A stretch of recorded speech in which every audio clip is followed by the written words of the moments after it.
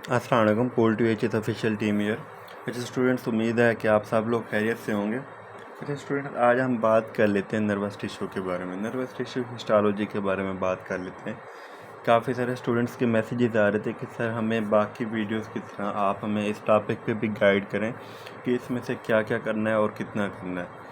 तो स्टूडेंट्स, मैं इसमें आपको इतना ही बताऊंगा कि जो चीज़ आपको बताई जाती है आपने वैसे ही याद करनी होती है। और अगर मैं आपको कहूँ कि ये चैप्टर कितना इंपॉर्टेंट है, अगर आपके 10 MCQs आएँ तो स्टूडेंट इस चैप्टर में से कम आपके 2 MCQs बना सकते हैं यूनिवर्सिटी। तो आपको इतना समझ आ गया कि ये चैप्टर कितना इम्पोर्टेंट है। तो काफ़ी इम्पोर्टेंट है, इसलिए आपने इस चैप्टर को बहुत अच्छे से देखना है और अच्छे से करना है। जो जो चीज़ें आपको कहा जाती हैं आपने वही मार करते जाना है साथ साथ और देखते जाना है। तो इसमें अगर हम बात करें स्टूडेंट, सबसे पहले हम बात कर लेते हैं जो चीज़ आपने इसमें से करनी है वह नर्व सेल्स और न्यूरॉन्स क्या होते हैं, सपोर्टिंग सेल्स कौन से होते हैं, न्यूराग्लिया क्या होता है, शिवान सेल्स क्या होते हैं, और ये भी देखने कि इनके क्या क्या रोल हैं। ये इनके मेन कंपोनेंट्स हैं, 2 मेन कंपोनेंट्स हैं नर्वस टिश्यू का। तो इसलिए आपने इसका स्केच पहले बना लेना है। ये आपका MCQs और SCQs कवर कराएगा। इसके अलावा अगर आपने मतलब अच्छे एक के साथ एक हेल्पिंग बुक यूज़ करनी है तो आप इसको डा मेडिकल हिस्टोलॉजी से भी देख सकते हैं, वो आपकी काफ़ी सारी हेल्प करेगी।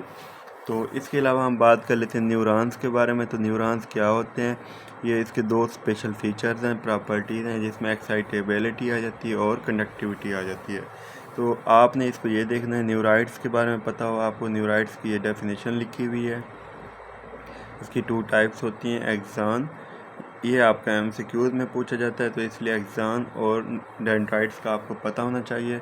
इसके अलावा स्टूडेंट्स, नर्व सेल बॉडी को जस्ट आपने रीड करना है। न्यूक्लियस, साइटोप्लाज्म एज सच इतना इम्पोर्टेंट नहीं है, इसमें से जो इम्पोर्टेंट है वह है नेसल सब्सटेंस।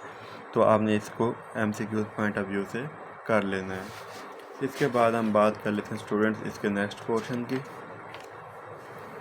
इसके नेक्स्ट पोर्शन में अगर हम बात करें तो स्टूडेंट इसमें हमको मिल जाती है न्यूरो फिलामेंट्स मिल जाता है टॉपिक, और माइक्रोट्यूब्यूल्स मिल जाते हैं। जस्ट आपने इनको रीड कर लेना है। लिपोसक्शन के बारे में आप पहले पढ़ चुके हैं सेल वाले टॉपिक में, मैं आपको पहले बता चुका हूँ। वहाँ से अगर आपने किया हुआ तो वो आपके लिए इनफ है। डेंड्राइट्स को भी आपने रीड किया स्टूडेंट्स पीछे से, तो आपने यहाँ से भी रीड करना है। ये SCQs में नहीं आता, MCQs में ही पूछे जाते हैं, तो इसलिए MCQs पॉइंट ऑफ व्यू से ही करना होता है, इसको ज़्यादा करने की ज़रूरत नहीं होती। इसके अलावा स्टूडेंट्स अगर हम बात करें मार्फोलॉजिकल क्लासिफिकेशन ऑफ न्यूरॉन्स की, तो इसमें यूनिपोलर न्यूरॉन्स आ जाते हैं स्टूडेंट्स, बाईपोलर न्यूरॉन्स आ जाते हैं, मल्टीपोलर न्यूरॉन्स आ जाते हैं। यूनिपोलर न्यूरॉन्स, बाईपोलर न्यूरॉन्स और मल्टीपोलर न्यूरॉन्स। स्टूडेंट्स, ये बहुत इंपॉर्टेंट टॉपिक है, ये आपका यूनिवर्सिटी क्वेश्चन है और इसका MCQs भी लाजमी आपको आता है। और आपने कोशिश करनी यूनिपोलर न्यूरॉन्स की एग्जांपल और सब कुछ आपने देखते जाना साथ साथ। जैसे यहाँ पे ये देखें, इसकी एग्जांपल लिखी हुई है, जितने भी हैं ये सारों के इनके एग्जांपल आपने अगर ना मिले आपको तो सर्च कर लेना। आपने साथ में इसकी एग्जांपल लाजमी देखनी है क्योंकि MCQ में मोस्टली वही पूछा जाता है। इसके बाद फंक्शनल क्लासिफिकेशन ऑफ न्यूरॉन्स देख लेनी, जिसमें सेंसरी न्यूरॉन्स, मोटर न्यूरॉन्स और इंटर न्यूरॉन्स के बारे में आपको पता होना चाहिए।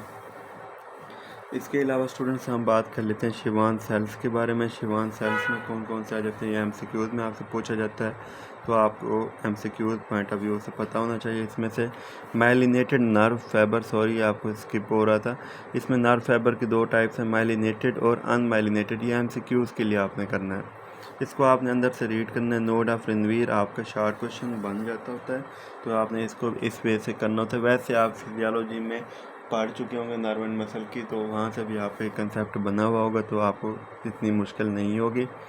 इसके अलावा माइलिन शीथ को भी देख लेना है स्टूडेंट्स। इसमें से आपने ये देखना है न्यूरोलीमा शीथ ऑफ शिवान, और ये सारे न्यूरोलीमोसाइट्स, इसको भी आपने यहाँ से कर लेना ताकि आपका एक कंसेप्ट बन जाए। इसके अलावा अगर स्टूडेंट्स हम बात करते हैं अनमाइलिनेटेड न्यूरॉन्स की, नर्व फाइबर्स की, तो अनमाइलिनेटेड नर्व फाइबर्स में देख लेते हैं कि क्या क्या करना होता है।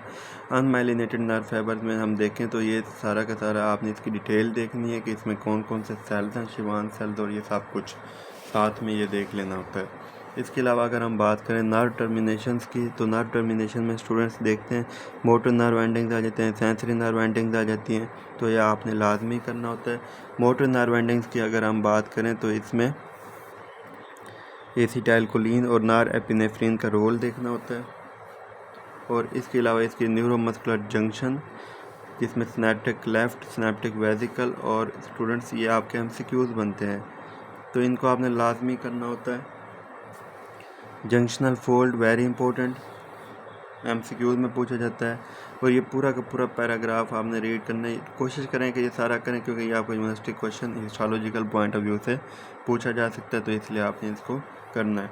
इसके अलावा विसरल एफरेंट में अगर आप देखना चाहते हैं तो जस्ट रीड करें, ऐसा इसमें से एमसीक्यूज ही पूछ सकते हैं, एमसीक्यूज नहीं, इसमें से यूनिवर्सिटी क्वेश्चन नहीं पूछे जाते।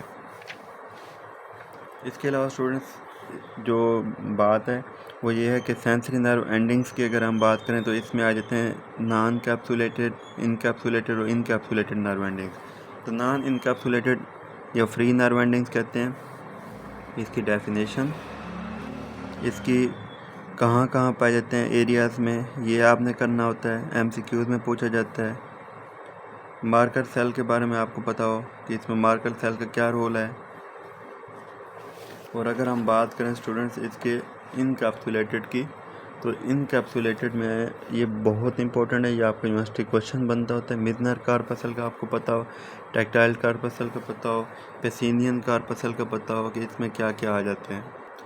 पेसिनियन कार्पसल का पता हो आपको, इसमें से लैमिलेटेड कार्पसल, रूफिनिंग कार्पसल्स का आपको पता होना चाहिए, क्रूज एंड, ये सारे स्टूडेंट्स इंपॉर्टेंट है, तो इसलिए आपने सारा का सारा करना है। इसमें सबसे ज़्यादा जो एमसीक्यूज बनते हैं ये वाले बनते हैं, outer core, inner core, collagen type, इसका डायमीटर, ये कहाँ पाए जाते हैं, ये फंक्शन, ये कहाँ पे पाए जाते हैं, इसकी फॉन्ट, स्किन में, ओरल म्यूकोसा, क्लैटोरियस, पेनिस, ये बहुत इंपॉर्टेंट है, इसलिए आपने इसको लाजमी करना होता है। मसल स्पिंडल का आपको पता होगा, इसमें न्यूरोमस्कुलर स्पिंडल की बात कर लेते हैं। इंट्राफ्यूजल फाइबर क्या होते हैं, एक्स्ट्राफ्यूजल फाइबर क्या होते हैं, न्यूक्लियर बैग फाइबर्स क्या हैं, न्यूक्लियर चेन फाइबर्स क्या हैं, ये सारा इंपॉर्टेंट है, इसलिए आपने इसको बहुत अच्छे से करना होता है। यहाँ से ही अगर कर लेंगे तो आपका कंसेप्ट बिल्ड हो जाएगा। इसके अलावा स्टूडेंट इसमें से सबसे ज़्यादा जो इंपॉर्टेंट है इसके फंक्शन, ये आपको यूनिवर्सिटी क्वेश्चन है, तो आपने इसको अच्छे तरह से करना होता है। और इसके अलावा जो स्टूडेंट इसमें से इंपॉर्टेंट है वो है गाल्जी टेंडन आर्गन्स, तो ये न्यूरोटेंडिनस आर्गन्स इसका पता है, इंट्राफ्यूजल कोलेजन फाइबर्स का पता हो आपको। ये सारा का सारा टॉपिक आपने यहाँ से रीड कर लेना, यूनिवर्सिटी क्वेश्चन और एमसीक्यूज में भी पूछा जाता है। तो स्टूडेंट्स ये वीडियो थोड़ी सी लेंथी हो रही है, इसलिए इसका जो पार्ट 1 है यहाँ तक हम एंड करते हैं। जो इसका पार्ट 2 होगा, नेक्स्ट पोर्शन होगा, वो आप इसकी नेक्स्ट वीडियो में देख सकते हैं। तो स्टूडेंट्स आप में से जिसने भी अभी तक चैनल को सब्सक्राइब नहीं किया, काइंडली चैनल को सब्सक्राइब कर ले, ताकि अगले आने वाली जितनी भी वीडियोज़ हैं वो आपको मिलती रहें। अपने फेलोज़ के साथ शेयर करें ताकि उनको भी फ़ायदा हो सके। थैंक यू, अल्लाह हाफ़िज़।